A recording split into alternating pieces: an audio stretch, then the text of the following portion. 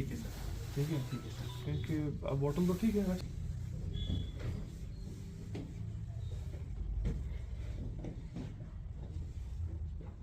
देखिए JNK में पहली बार, और उसमें श्रीनगर डिस्ट्रिक्ट एक पहला डिस्ट्रिक्ट है जिसने गवर्नमेंट ऑफ इंडिया की ये स्कीम जो है इम्प्लीमेंट की है, जिसका नाम स्माइल है, support for marginalised communities for their livelihood and enterprise.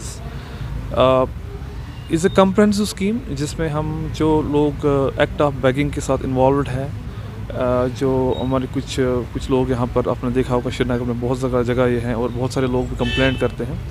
Now we have a full fledged rehabilitation home for them. इस हवल में इसको बैठे हैं अभी हमारे ऑलमोस्ट 50 की कैपेसिटी के लिए हैं, और आगे जाके इसको और भी बढ़ाएंगे। जैसे आपको पता होना चाहिए कि पहले हमारे पास Jammu and Kashmir prevention of beggary act होता था 1960, और उसके रूल्स 1964 में बने थे। उसमें इस एक्ट को, जो बेगिंग एक्ट है, इसको क्रिमिनलाइज किया गया था। दैट मीन्स हम लोग एक ऑर्डर निकालते थे और अरेस्ट के ऑर्डर्स निकालते थे जो लोग बेगिंग करते थे।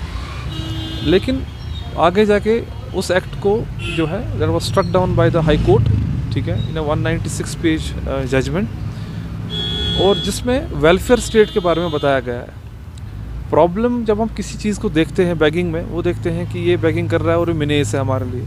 वेलफेयर स्टेट के लिए ये इम्पॉर्टेंट है कि देखना कि ये रीज़न क्या है, ये इसको किस तरीके से हम लोग एड्रेस कर सकते हैं।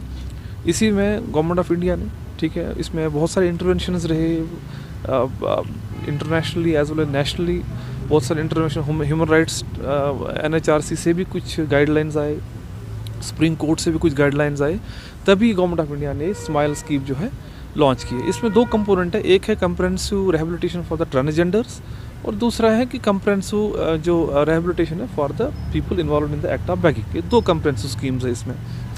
और इसको लॉन्च करने में हमारे DSW, district social welfare officer, और जो इसमें इनपैनल्ड ये प्रयास एक NGO है, ये इसको रन करेगी। And I am very hopeful that in coming times हम लोग इन लोगों को रिहेबिलिटेट करेंगे।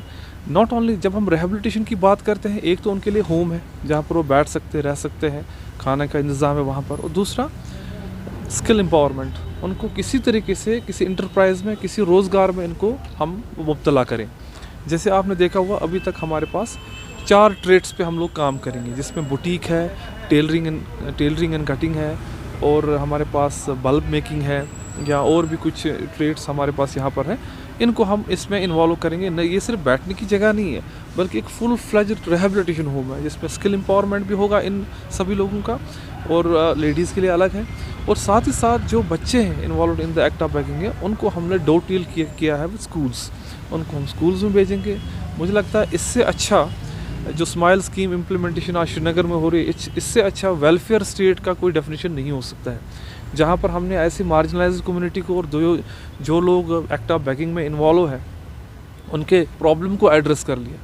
तो ये बहुत इंपॉर्टेंट है, and it's a very important milestone for us, for Srinagar की, दैट आज स्टार्ट हो रहा है। आज से यहाँ पर हम लोग उनको लाएंगे, रिहेबिलिटेट करेंगे, सब चीज़ों का इंतज़ाम किया गया है। And I am very happy with the team, जिस तरीके से पिछले 1 साल से इन्होंने काम किया इस चीज़ पे।